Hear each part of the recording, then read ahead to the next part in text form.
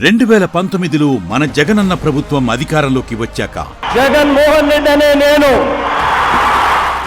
పాలకొల్లులో జరిగిన అభివృద్ధి కార్యక్రమాలు, రాష్ట్రంలో 17 నూతన ప్రభుత్వ మెడికల్ కాలేజీలు రాగా అందులో భాగంగా పాలకొల్లు దగ్గరలోని దగ్గులూరులో ఆహ్లాదకరమైన వాతావరణంలో సుమారు 475 కోట్ల రూపాయల వ్యయంతో పాలకొల్లు ప్రభుత్వ మెడికల్ కాలేజ్ పనులు శరవేగంగా జరుగుతున్నాయి. పాలకొల్లులో 50 పడకల ఆసుపత్రిని సుమారు 4 కోట్ల రూపాయలతో అభివృద్ధి చేయడంతో పాటు నూతనంగా 100 పడకల ఆసుపత్రి నిర్మాణం సుమారు 11.5 కోట్ల రూపాయలతో జరిగింది.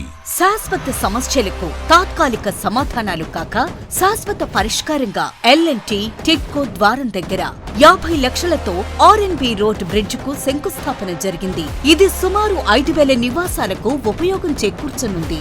పాలకొల్లు అభివృద్ధికి ఇది ట్రైలర్ మాత్రమే. ఈసారి మన గోపన్నను గెలిపించుకుందాం, పాలకొల్లును అభివృద్ధి పదంలో నడిపిద్దాం. బడులు మారాయి, బ్రతుకులు మారాయి. మారిన బ్రతుకులు మలినమైపోకుండా మధురంగా ఉండాలంటే మళ్ళీ జగనే రావాలి. ఫ్యాన్ గుర్తుకు ఓటు వేద్దాం, గోపన్నను గెలిపించుకుందాం.